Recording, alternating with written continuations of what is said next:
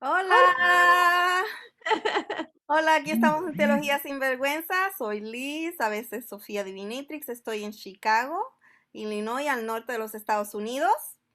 Y yo soy Reverenda Sex Albonofrio y estoy en el sureste de los Estados Unidos. Y tenemos con nosotras hoy,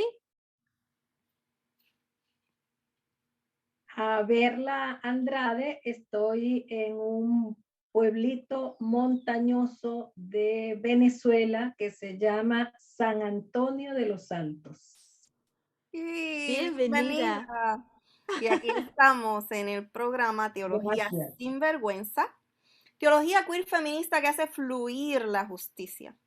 ¿Cuántas personas cristianas conoces tú que viven sin vergüenza de ser feministas y o activistas? Y de ser queer.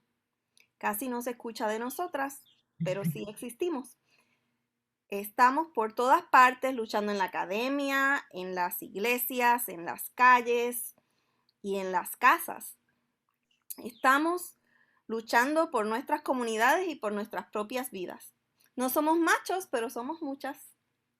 Somos queer feministas y aliadas sin vergüenza de tener fe. Somos teólogas sin vergüenza de ser activistas. Somos las sinvergüenzas. Le sacamos el jugo a la Biblia para producir teología queer feminista que refresque la lucha y haga venir la justicia.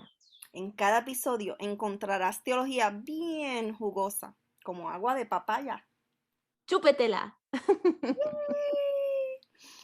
Y aquí estamos con Berla Andrade, que se une a nosotros desde Venezuela. Le pedimos a las personas que nos están escuchando que nos digan desde dónde se están uniendo y le preguntamos a Berla, ¿te identificas como una persona sin vergüenza? ¿Por qué sí o por qué no? Sí, me identifico con una persona sin vergüenza. Si sin vergüenza a estas alturas de mi vida significa ponerme del lado de aquellas, de aquellos, de aquellos que luchan y están a favor de la vida en dignidad, soy una sinvergüenza. Pues bienvenida.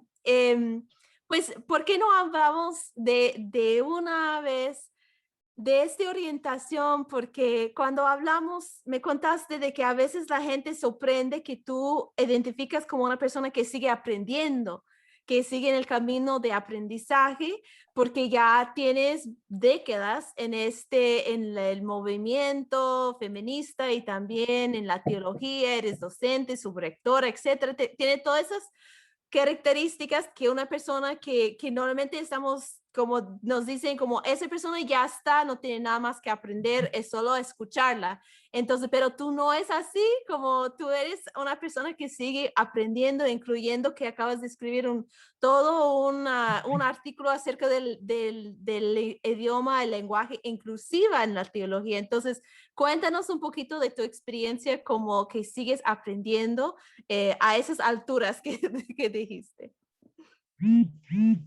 Eh, bueno, Alba, como bien has dicho, soy educadora y la educación, que yo prefiero llamar muchas veces formación, es un proceso que acaba cuando la vida acaba.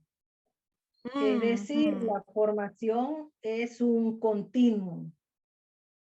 Y si la formación acaba cuando la vida acaba, y si mi vida no ha acabado, entonces significa que ahora es cuando tengo tiempo de seguir siendo algo que me encanta hacer, que es aprendiz. Aprendiz, es decir, soy una persona en constante formación. Soy una persona con una permanente capacidad de asombro frente a lo que hay que aprender a cada minuto, a cada día. Creo que no me acuesto sin haber hecho inventario de cualquier cosa nueva que haya aprendido en el día. Eso me encanta porque, sabes que mucho escucho de las personas de mi edad y más joven que dicen, no, las personas de las épocas de nuestros padres, abuelas, etcétera, como no van a aprender, mejor esperamos hasta que se muere y ya entre nueva generación. Pero personas como tú siempre me da mucho como esperanza que no es así, como es una mentira que nos dice que no se puede aprender, que no se puede cambiar, que no se puede utilizar nuevos nombres, pronombres, nuevas ideas, nuevas teologías y como, sí, me da como mucha fe y mucho cariño saber que podemos seguir aprendiendo juntos porque pues en mi época estoy aprendiendo nuevas cosas que tal vez no estaba cuando tú estabas estudiando en el seminario y cuando las personas menores que yo que ya inventen cosas o tienen nuevas palabras, conceptos como la teología trans que acaba de salir, como es como, wow, eso no existía cuando yo estaba. Entonces, ¿nos puede contar un poquito cómo llegaste a estar en un programa Teología Sin Vergüenza? Porque tú nos sigues muy regular, nos está en el comentarios, entonces hazte como que tú sigues aprendiendo, pero ¿cómo llegaste a ser en un grupo como las Sinvergüenzas? Que estamos trabajando cosas que no se tocan normalmente. Bueno, yo soy la primera sorprendida, pero al mismo tiempo que sorprendida, soy muy feliz de haberlas encontrado. En principio, yo debo admitir que hay dos grandes hitos en mi vida en este sentido. En primer lugar, cuando estuve haciendo la maestría en teología, que la hice en una universidad católica, es allí donde me encuentro con escritos de mujeres como por ejemplo Ivone Guevara. Y es allí donde recibo de curas jóvenes publicaciones de teología feminista, curas jóvenes. Imagínate esto. Y luego en mi vida surge otro hito que es Tepali. Tepali ha sido para mí una luz. Tepali ha sido para mí un oxígeno. Tepali ha sido para mí un hallazgo.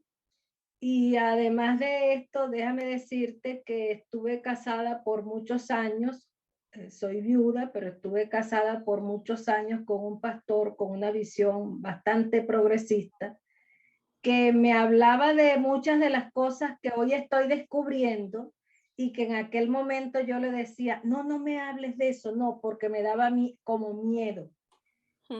Pero esos tres grandes hitos en mi vida, tres que no son dos, han venido a convertirse en la posibilidad de desaprender y de aprender nuevas posibilidades.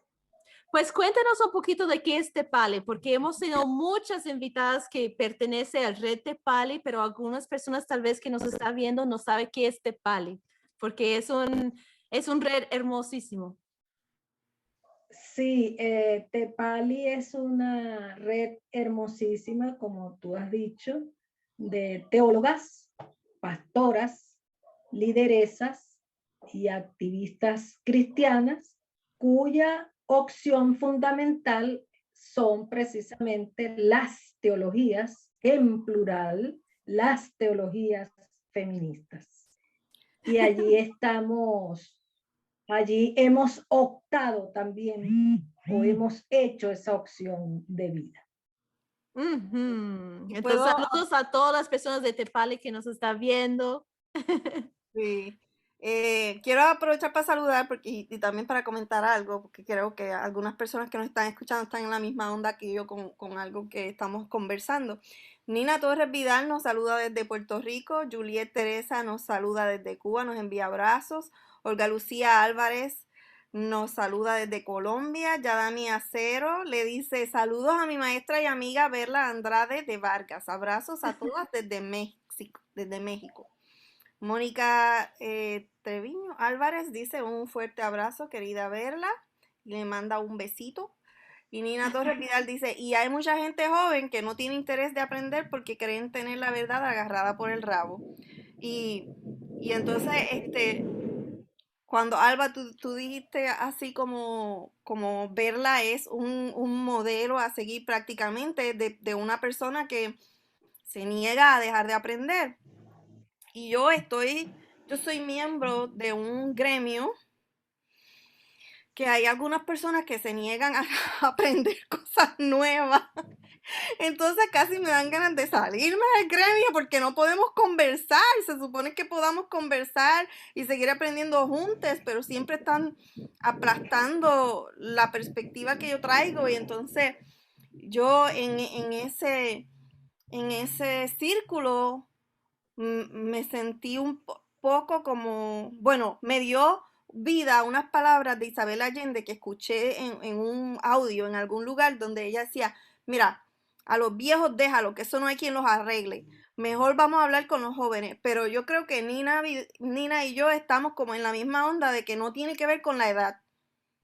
Tiene que ver con esa apertura de seguir aprendiendo. Y por eso, Alba, me agarré de las palabras que dijiste, personas como tú, porque no todas las personas de la generación de Verla son así, igual que no todas de la generación de Alba y de Liz, o de la siguiente, de la de Mónica y de otras personas así más jovencitas que nosotros, están en esa apertura de seguir aprendiendo, ¿verdad? Tiene que ver más con una disposición de vida que con la edad misma.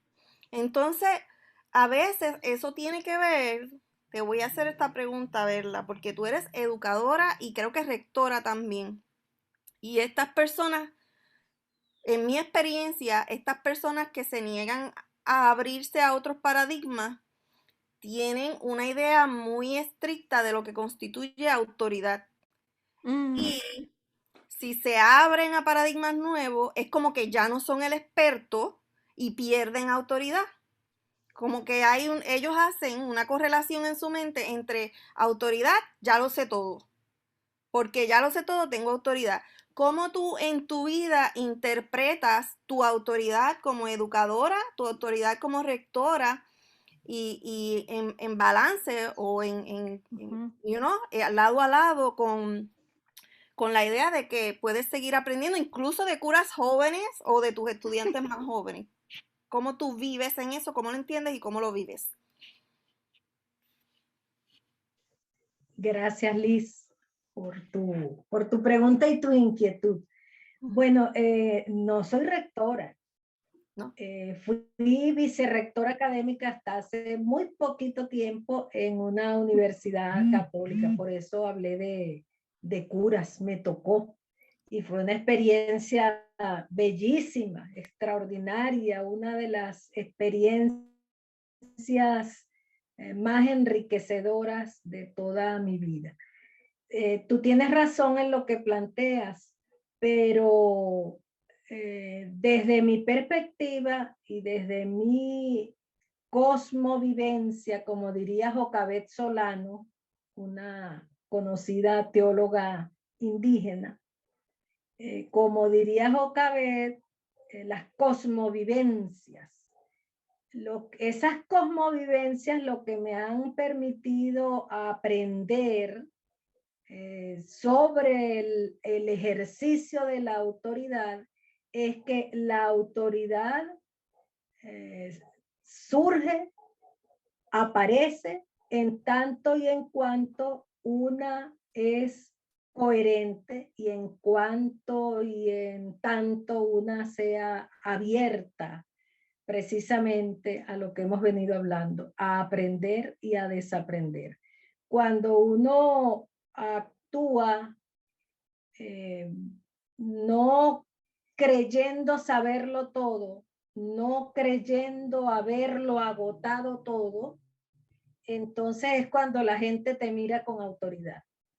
Entonces es cuando la gente cree en tu autoridad. A partir de ese desaprender, de esa disposición a deconstruir y no solo a deconstruir, porque a veces el fenómeno de la deconstrucción pareciera estar fuera. Yo deconstruyo esto, pero no es posible deconstruir esto o aquello en la medida en que yo misma no esté deconstruyéndome permanentemente. No sé si respondo a tu pregunta. Sí, wow, like, me tocó el corazón, casi me hiciste llorar. Yo me aguanto aquí un poquito de llorar porque estamos en público, en vivo, pero gracias por esas palabras, porque la idea, ahí añadiste ay, ¿cómo se leer en español? Otra capita a esta cebolla de que no es solamente la disposición de seguir aprendiendo, también está la disposición de desaprender y de construir no solamente el conocimiento, sino a nosotros mismos. Eso es un concepto muy, muy poderoso, creo yo. Gracias. Sí, y como me parece un sueño, la verdad. Y creo que sí es como funcionan nuestros círculos feministas y pues cuando estamos con personas como como de corazón. Pero esto ha sido, me imagino que no, pero cuéntanos un poquito de tu experiencia como mujer en las instituciones patriarcales, porque no solamente iglesias, pero también instituciones de universidades, etcétera, como esa orientación de poder no es lo que hay o lo que está lo más frecuente encontrado, ¿verdad? Aquí estoy, aquí estoy. ¿Me oyes? Sí, Sí. sí. Sí. Entonces, cuéntanos un poquito de tu experiencia como mujer dentro de instituciones, igual la iglesia, las universidades, porque ahí el forma de tener poder y de mostrar poder no tiene que ver en mi experiencia con aprendizaje, ni tampoco con desconstrucción, ni mucho que ver con el patriarcado. ¿Eso ha sido tu experiencia ahí en Venezuela? Porque es así como en mi experiencia. Cuéntenos un poquito de eso.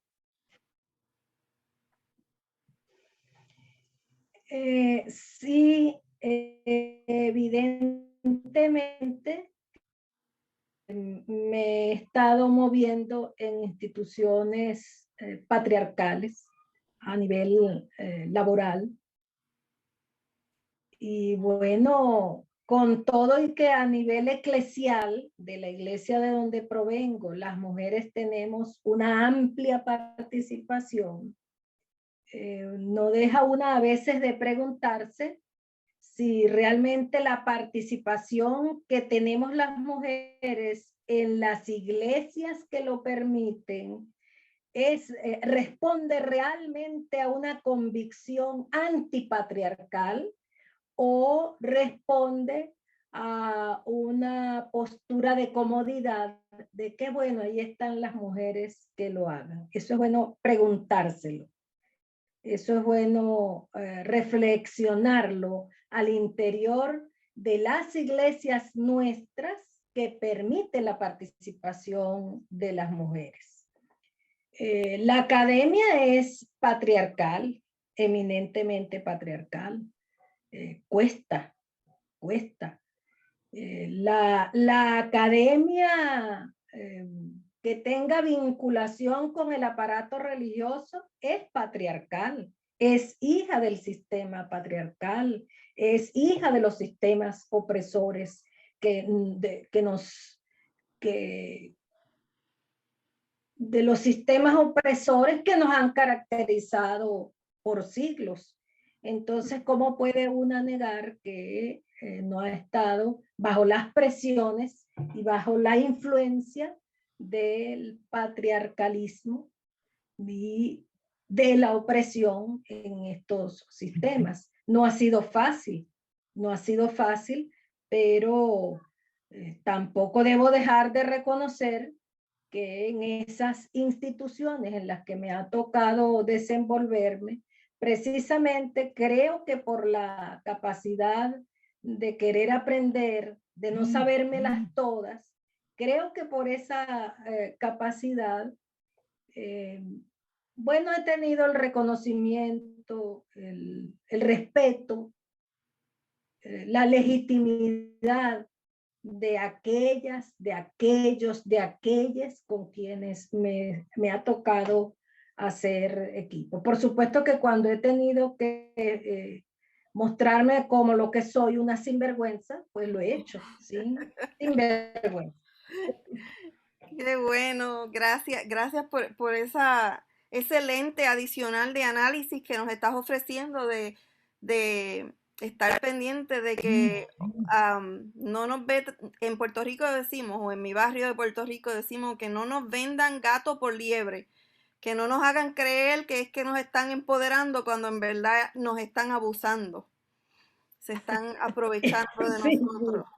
¿Verdad? Entonces, quiero aprovechar para dar más saluditos. Aquí nos saluda Eli Solorzano Soto. Le envía un corazoncito violeta a Tepali. Mariano Chialba le dice saludos desde Argentina, desde Entre Ríos. María Isabel Martínez Rocha dice saludos desde Querétaro, México. Eli Solorzano está uniéndose desde Costa Rica y nos dice que nos admira y nos envía su bandera. Raquel González Hernández dice saludos desde México. Esther Orozco nos saluda desde Dallas. Rocío Cano Ulate nos dice que es muy cierto que la disposición de aprender no importa la edad. Eli Solorzano Soto dice que a cada una nos llega el momento. Creo que como mujeres siempre llevamos por dentro la incomodidad. Luego comenzamos a encontrar la libertad. Es decir, cada una lleva su proceso de deconstrucción. Angie Rodríguez dice, verla, qué bien. Entonces me vinieron a la mente dos ejemplos aquí de lo que dice, uno de la vida cotidiana. Saludos a Elizabeth Ruiz, mi mamá, desde Puerto Rico. Y, by the way, también saludos a Jocabet, que Berla la mencionó y ella ha estado en nuestro programa anteriormente, que también nos enseñó ese concepto tan bonito de las cosmovivencias, más allá de la cosmovisión, la cosmovivencia, me encantó ese concepto. Bueno, pues este concepto de la vida diaria, ese concepto de estar pendiente cuándo es empoderar y cuándo es aprovecharse para poner más tarea encima de las mujeres, pues una persona conocida para mí estaba haciendo este análisis de que los hombres no deberían meterse en la cocina porque la cocina es el espacio donde la mujer históricamente ha tenido poder. Así que si los hombres se meten en la cocina, le están quitando poder a la mujer porque ese es su reino. Entonces ellos no deben. Es como que lo mismo pero al revés. Lo mismo que tú dijiste, pero al revés, como que, no, yo no me meto ahí, pero no es porque yo sea machista, es porque yo respeto el espacio de autoridad de las mujeres. Entonces no quiero quitarle su poder. Y bueno, ok. Entonces, y por el otro lado, esa persona está beneficiándose de la labor que está ejerciendo esa mujer. O sea, esto no está desconectado. Entonces, en la academia, para nada. En la academia me vinieron a la mente dos argumentos que aprendí de libros, pero de la experiencia de las iglesias negras en los Estados Unidos. Un libro que leímos en una de nuestras clases, que yo no sé si fue una de las clases que Alba y yo tomamos juntas en Nashville, pero el libro se llama Si no fuera por las mujeres. Y ese libro argumenta, pero ¿cómo que las iglesias no le dan espacios de poder a las mujeres? Claro que las mujeres tienen poder y el libro está basado en entrevistas que le hicieron a mujeres afroamericanas en sus iglesias de cómo ellas ejercen su poder. Y aunque ellas no tienen puestos de poder visiblemente en las iglesias específicas que entrevistaron, porque hay que hacer, ¿verdad?, la salvedad de que hay iglesias que sí hay mujeres que son pastoras, que son obispas y que sí tienen puestos de autoridad, entre comillas, con título, quiero decir, las comillas para mí significan eso, con títulos, pues estas mujeres tenían puestos de autoridad sin títulos porque la manera que ellas ejercen el poder es en la cocina. Y de hecho, yo conozco una iglesia en mi pueblo natal de Puerto Rico que es así, que le dicen, en la iglesia presbiteriana las decisiones las toma el consistorio, pero en esa iglesia en particular hay un segundo consistorio, comillitas, que es el que se reúne en la cocina. Y ahí hay conversaciones y lo que esas mujeres deciden, casi siempre el consistorio lo termina decidiendo porque ellas tienen unas relaciones que ellas logran, ¿verdad? Que lo que quieren hacer se hagan. Y estas mujeres en este libro eran así. Y también ellas ejercían su poder mediante sus ofrendas. Si las cosas no iban como ellas querían, pues ellas guardaban su chequecito y le hacían saber a los líderes. Y no solamente su chequecito, su labor en la iglesia. Era como que tú estás haciendo esas cosas así y eso no es lo que nosotros queremos. Cuando tú hagas lo que nosotros queremos, yo vuelvo a trabajar en la iglesia y yo vuelvo a ofrendar. Eso a mí me sacó el monstruo, leer eso, porque es cierto. Y en la Biblia hay montones de historias de mujeres que tuvieron que darle la vuelta al sistema patriarcal para poder ejercer su poder y ejercieron su poder. Eso es cierto. Pero porque eso sea así, vamos a dejar el sistema como está. Entonces yo me voy y hablo, porque esa clase la estaba dando un pastor afroamericano. Es académico, ¿no? Pero también es ordenado en su iglesia negra. Entonces yo me voy donde la mujerista en residencia del seminario y le digo, mira, a mí me molesta mucho este argumento por esta y por esta razón. Entonces ella me da otro libro que dice, sí, aquí están estas otras mujeres afroamericanas que dicen, sí, eso es cierto, pero eso no es lo que nosotras queremos. Hay que hacer unos cambios en las estructuras mismas para que las mujeres no tengan que seguir por siglos y siglos y siglos, que ya llevamos como cuántos, porque estas historias del Antiguo Testamento que nos muestran estos modelos fueron escritas 800 años antes de Cristo, 1000 años antes de Cristo, y ya llevamos 3 milenios en ese cuento de que a cuenta de que tenemos poder en estos foros no vamos a cambiar la estructura. Y bueno, eso para dar ejemplos concretos del concepto que tú nos has dado. Te invito a que reacciones como tú quieras a todo eso que yo dije ahí y al público también que digan qué piensan sobre esos ejemplos y cómo afirman o no afirman o empujan o dan ejemplos adicionales. Liz, yo estoy plenamente de acuerdo contigo en esto. Lo que hay que horadar es el sistema. Lo que hay que taladrar es el sistema que ha hecho que estemos todas, todos y todes en las circunstancias en las que se encuentra la humanidad en este momento. Para muestra un botón, la situación de pandemia que tenemos, que no es más que el producto de ese sistema que tenemos que horadar, de ese sistema que tenemos que explotar, de ese sistema al que debemos dar al traste. Entonces la vía no es, ay, qué bello que decoramos, qué bella la participación de las mujeres, sino el tema y la médula del asunto es, hay que taladrar el sistema, hay que derribar el sistema, hay que horadar el sistema. Pues hablado de ese mismo, como me gusta pasar un poquito a la tema de género y sexualidad, porque parte del trabajo que hacemos aquí es que estamos intentando a mostrar que no hay una teología queer feminista, pero hay muchas teologías queer feministas. Y tú como persona que has estado en espacios muy ecuménicas, porque eres presbiteriana, pero trabajas en una universidad católica, pues incluyendo siendo parte de grupos de feministas que algunos de nosotras somos queer, algunas hetero, pero eso de un espacio de encontrarnos con las diferencias y respetar las diferencias y seguir en el camino juntas, juntos, pues cuéntanos un poquito porque de fijo yo estoy segura que pues en la escuela, igual en mi escuela, como no nos decía, para mí, por ejemplo, yo soy bautista y estaba segura que las metodistas iban al infierno, las católicas peor y algo más de la cristianidad, pues jamás iban a encontrarse en el cielo. Y igual como las personas homosexuales, ni sabía de la palabra trans, pero me explico, nos enseñó para mí de estar vinculado solamente con las personas que estaban exactamente en el mismo estatus, en el mismo religión, todo como en sus como carpetas, como aquí está uno, aquí está el otro, y no se mezcla, pero casi toda tu vida está mezclado con personas de generaciones, de religiones, como, ¿cómo llegaste tú en particular de tu orientación acerca de la sexualidad, la aceptación, la inclusión de las personas queer y trans? ¿Cómo cruzaste tanto para estar aquí con nosotras en una forma como, pues sí, una sinvergüenza, encantada de ser una sinvergüenza?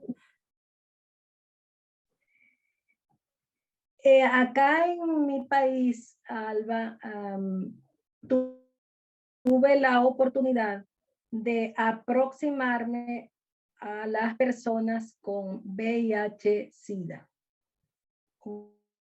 un organismo ecuménico que en algún momento ha estado trabajando con las personas con VIH-Sida, Acción Ecuménica. Y allí tuve la oportunidad, por ejemplo, de escuchar a un pastor al que quiero muchísimo, Lisandro Orloff, con sus postulados y con sus planteamientos. Y así como a él, escuchar a un pastor bautista, que en este momento no recuerdo su nombre, homosexual. Allí comienza mi proceso de deconstrucción en relación a las disidencias y en relación a la diversidad sexual. Fui aproximándome, fui acercándome, fui empatizando. Y ahorita voy en 2 estadios, vamos a decir así. En este momento de pandemia en el que tenemos una iglesia sin fronteras geográficas, yo asisto de manera virtual a la iglesia ICM en Ciudad de México, perdón, en Puebla. ¿Y por qué asisto allí?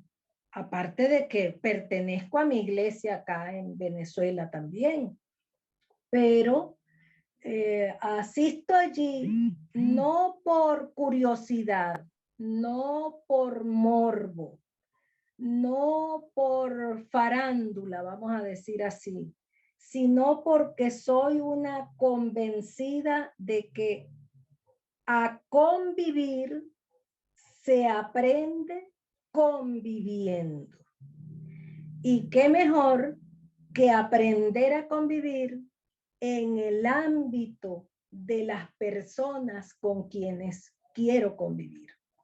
Es la única manera de aprender a convivir con la diferente, el diferente, las y les diferentes, diversos a mí. Ha sido una experiencia extraordinaria, no, bueno, tendríamos que conversar otra hora y ten cuidado conmigo porque cuando me emociono abuso del tiempo. Ha sido una experiencia muy aleccionadora, muy aleccionadora. Además de eso, te hablaba de otro estadio y es que en ese carácter de permanente aprendiz, soy estudiante en este momento del diplomado de estudios críticos de género y teología en la Comunidad Teológica de México, porque creo que en este instante no hay formación teológica completa si no se aborda en esa misma formación la temática de los estudios críticos de género en su diálogo con la teología. Así es que por eso estoy en ambos espacios. Y créeme que estoy muy satisfecha, muy emocionada y muy desafiada, muy contenta, aprendiendo cada vez más y te voy a decir algo, deconstruyéndome cada vez más, pero perdiendo cada vez más también el miedo a deconstruirme, porque hay que perder el miedo a deconstruirse. Wow. Yo también he estado asistiendo a esta iglesia, la ICM en Puebla, por WhatsApp. Y Pues para si mí, quieren unir, porque todos estamos también asistiendo a iglesias que amamos, que son lejos, entonces es ICM Libres por Amor, está en Facebook, los pueden encontrar, mandamos un saludo grande. Mónica Treveño, que fue la primera invitada de esta temporada, es una de las pastoras allá, entonces saludos a ICM también en Puebla y pues que pueden seguirles y también unirse a los cultos. sí. Y, y para mí ha sido un oasis porque aquí en los Estados Unidos, mi experiencia ha sido buscando una congregación, es como que, y he hablado esto con otras personas latinoamericanas que viven en la diáspora como yo, ¿no? Acá, que, que nos identificamos como latinoamericanos o como de nuestro país, pero entonces tenemos unas teologías un poquito que aquí le dicen progresistas o que somos más abiertas a la diversidad, y las iglesias latinas en Estados Unidos tienden a ser más conservadoras, más cerradas, y entonces nosotras como que no encontramos, porque para poder encontrar apertura tenemos que ir a una iglesia blanca, pero entonces no tenemos la parte cultural. Entonces, si vamos a una iglesia donde tenemos la parte cultural, pues no tenemos la teología que compartimos o la apertura a diversas teologías, porque no hay que necesariamente ir a una que uno la comparte al 100%. Yo creo que eso ya ni existe, que una persona esté 100% de acuerdo con la teología de su denominación. Y entonces he encontrado en la ICM Libres por Amor un oasis para poder adorar de otra manera, ¿verdad? Diferente. Y aprovecho para seguir dando saluditos. Está aquí Marcela Cantero, que nos dice que conoció a Verla en los encuentros de palabras para el camino, organizado por Rahab de Buenos Aires. Y me impactó su testimonio final. La recuerdo siempre con mucho respeto y le agradezco su compartir. Abrazo grande para Verla y para ustedes desde BSAS, Buenos Aires. No sé. Nina Torre Vidal dice La Cocina y Teresa de Jesús y Juana de la Cruz. Desde allí se hacía mucho trabajo, definitivamente. Y bueno, me encanta, Nina, que hoy estás problematizando lo que estamos hablando, porque todas estas cosas todas son ciertas, aunque algunas de ellas parezcan contradictorias, ¿verdad? Nina también nos dice que no es por perder el espacio de la cocina, es que ese sea por decreto y costumbre el lugar donde se nos coloque, pero que también la realidad es que cuando un hombre se mete a la cocina lo ascienden a chef, mientras que las mujeres son cocineras. So, todo eso es cierto. María Jiménez de Ramírez dice un saludo cariñoso desde Venezuela. Marisela Muñiz Lamelas nos dice gracias infinitas por toda la sabiduría que nos transmiten en cada programa. Saludos desde Cuba. Julio César González Díaz dice gracias Teología Sin Vergüenza. Invitada de lujo, dicen a verla. Saludos desde Venezuela. Y Liseleine Capó nos da saludos desde Cuba, de una de las dos fanáticas número uno, ya, Liseleine Capó y Rina Ramos. Esas son las dos fanáticas número uno. Y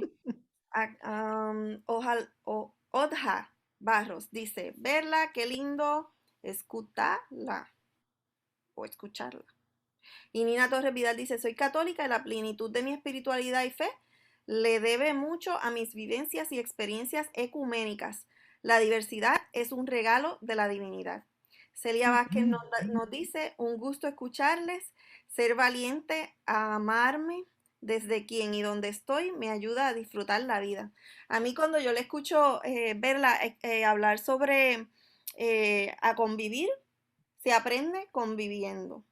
Me vino a la mente la teoría de intersubjetividad que desarrolló promulgó, hizo un poco más famosa Judith Butler, que yo en mis palabras para aprendérmelo es, nosotros nos hacemos mutuamente en nuestra interacción. Nos formamos, ¿no? En estar interactuando aquí, Alba, Verla y Liz, cada una afecta a la otra de manera que contribuye a la formación de la otra y a la nuestra. Y así es que yo pongo en palabras simples la teoría de Judith Butler, que es una filósofa que me da dolor de cabeza cuando la leo, pero que estoy de acuerdo con ella cuando por fin la entiendo. Y, Y en eso de que tú has intencionalmente puesto tu cuerpo abierto a deconstruirte y en convivencia con personas diferentes y con muchas teologías diferentes. Cuando hablamos de género y sexualidad, haciendo un poco de teología queer, yo lo asocio con xenofilia, que me vino a la mente como un concepto teológico gracias a un escrito del profesor doctor Luis Rivera Pagán, y, y poliamoría, que es un concepto de vida que aprendí de mi compañera del alma, Alba, pero que también puedo usar como una categoría teológica, cuando yo uno los dos conceptos, ¿no? A mí el ecumenismo, las relaciones interreligiosas y la exposición a la diversidad de teologías y de géneros y de orientaciones sexuales me parece una poliamoría xenofílica. Es un amor a la diferencia, senos de diferente y filia de amor, un amor filial o de hermandad, y poliamoría de muchos, ¿verdad? Y en ese sentido, y no se me ocurre, ¿verdad? Estoy atando todos estos filósofos y teólogos, Luis Rivera Pagán y Judith Butler y Alba Onofrio y mis propias ideas locas de Liz Valle, pero también me viene a la mente un ensayo de Lotte Schneider, que también es profesora en la Escuela de Divinidad de Vanderbilt Divinity School, a quien le damos un saludo porque ellos apoyan también este podcast, la Escuela de Divinidad de Vanderbilt Divinity School en Nashville, Tennessee, donde Alba y yo obtuvimos uno de nuestros grados teológicos. Pues ella escribió un ensayo que se llama La encarnación promiscua y habla de cómo la divinidad, al decidir agarrar así cuerpo, ¿no? Músculo y carne y hueso y sangre, eh, ejerció un acto promiscuo.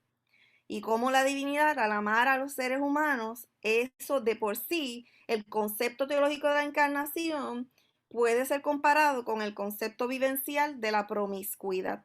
Y entonces, al hacer eso, ella está delatando como la tradición cristiana rechaza la promiscuidad como inmoral, pero tenemos un Dios que nos ha modelado el salir de donde está para promiscuizarse. Entonces, ese es el modelo que tenemos para seguir. Y Jesús mismo en su vivencia, ¿con quién Jesús andaba jangueando? Él igual jangueaba con fariseos y con saduceos y con gente rica, como andaba jangueando con los borrachones, con los comelones, con las prostitutas, con los que cobraban los impuestos. Él no se encomendaba a nadie, él era un promiscuo también y le daba su amor a todo el mundo. ¿Y por qué nosotros no podemos hacer eso también, verdad? Así que admiro muchísimo tu forma de vida y gracias por seguir compartiendo todo eso, pero aprovecha y habla de lo que te gusta, que como quiera tenemos 15 minutos y aunque no podamos seguir por ahí todo el día, 15 minutos nos da para que nos hables de tu pasión. Yo tengo una pregunta también. Sí. Bueno, Liz, entre paréntesis, creo que todo eso que nos has dicho no es más que haber hecho capacidad de abstracción, mencionando a todos a quienes has mencionado, una excelente capacidad de abstracción, de aterrizar todo eso que una teóricamente va conociendo aquí y allá, hay que aterrizarlo en el contexto, porque si no, no tiene sentido, si no, es vacío. Así es que, bueno, yo te felicito por eso. Me preguntabas que qué me gusta. Por ahí es la pregunta. Pues ahorita Te estabas pregunto, diciendo que te apasiona muchísimo este tema de la convivencia con diferencias. Y entonces dijiste, y no me cuquen porque si no sigo todo el día, yo digo, pues sí, te cuqué, háblame más de tu pasión por convivir con las convivencias. bueno, Liz, si hay una necesidad que tiene el ser humano, la ser humana en este momento, concreto de la historia, de la civilización, es precisamente el encuentro con la otredad, el encuentro con la alteridad.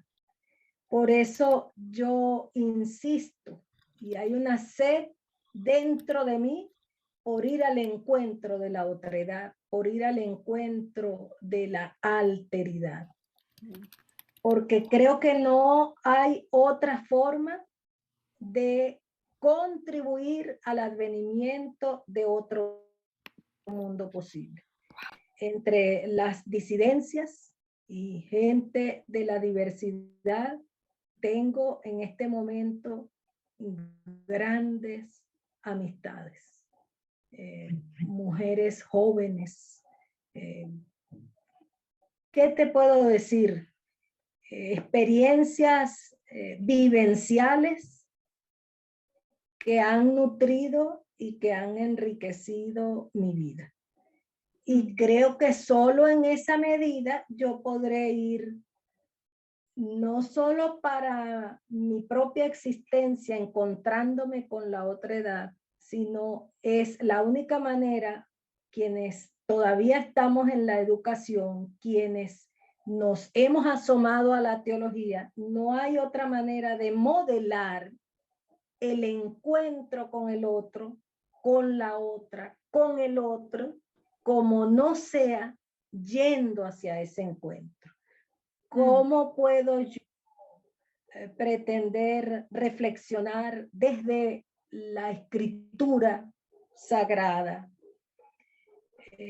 ¿Cómo puedo yo ejercer la docencia? Pretender el quehacer teológico si yo misma no voy al encuentro de la otredad, si yo misma no voy al encuentro de la disidencia, de lo distinto, de lo raro, de lo queer.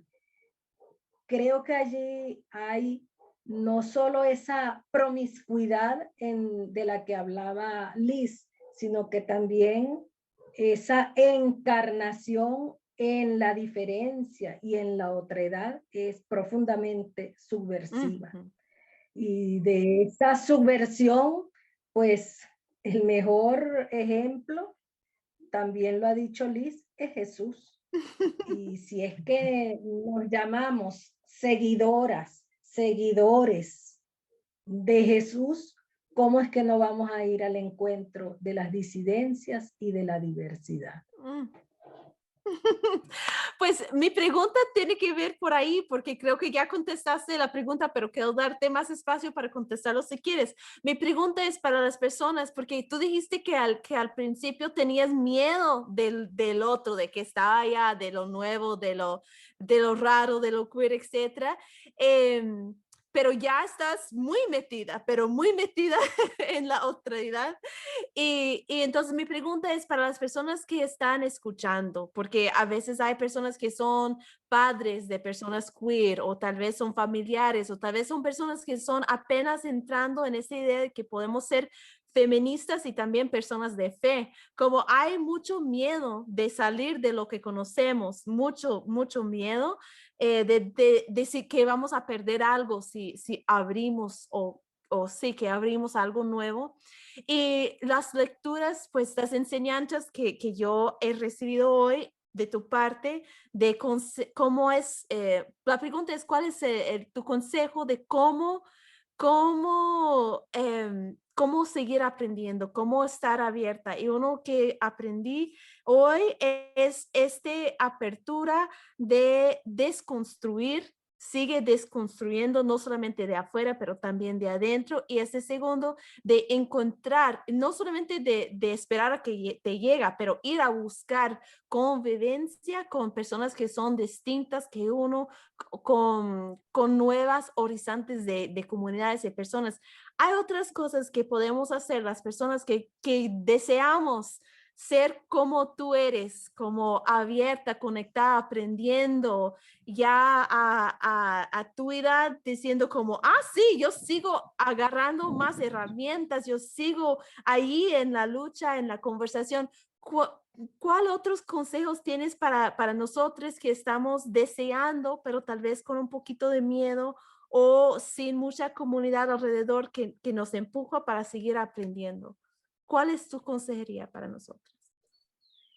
En primer lugar, yo te diría, Alba, que la primera pregunta que una tiene que plantearse es, ¿miedo a qué?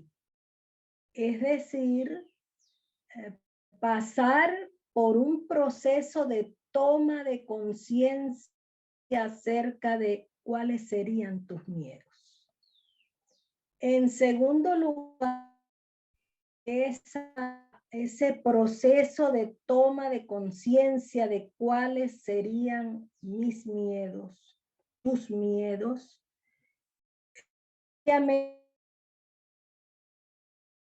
por la pérdida de la vergüenza.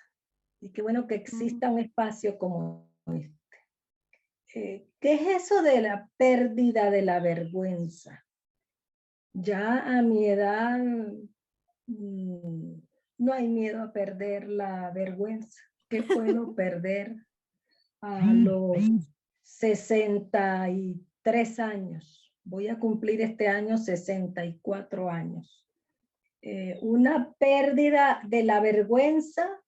Al principio recuerdo que alguien, cuando empecé a aproximarme hacia personas con VIH, SIDA, alguien me preguntó, ¿no temes que piensen que tienes a alguien con SIDA? En aquellos años, te estoy hablando de unos, mucho más de 10 años atrás. Pues no, me lo planteé, no tengo vergüenza a que se piense eso. Porque habrá las cosas que son ciertas y las que son inciertas, pero creo que está asociado a esa pérdida de la vergüenza. ¿Qué van a pensar si yo me vinculo con? ¿Qué van a creer de mí si me vinculo con tal? Bueno, creo que otra vez tengo que nombrar a Jesús. Creo que Jesús perdió la vergüenza, todo eso. Es el modelo de pérdida de la vergüenza. Es el modelo de echar a la espalda los miedos, de dar al traste con los miedos y la vergüenza. Porque es tan importante el ser humano, la ser humana, tan importante que lo demás huelga, lo demás carece de sentido. En todo caso, el centro es la vida en plenitud y la vida en dignidad, que según el discurso que profesamos desde nuestras teologías cristianas, es el que nos desafía a tener coherencia y cohesión, a no seguir llevando una vida fragmentada, porque llevamos vidas fragmentadas muchas veces en nuestras instituciones religiosas. Una cosa pensamos, una cosa decimos, otra cosa sentimos y otra cosa hacemos, porque venimos de una escuela y de un sistema educativo que nos fragmentó.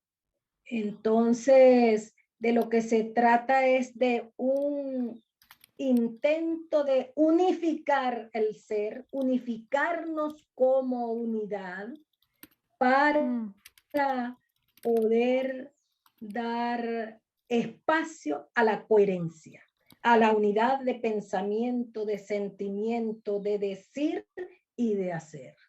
Yo no sé, Alba, si logro explicarme. Sí, Wow. yo creo que sí. Sí, gracias, gracias.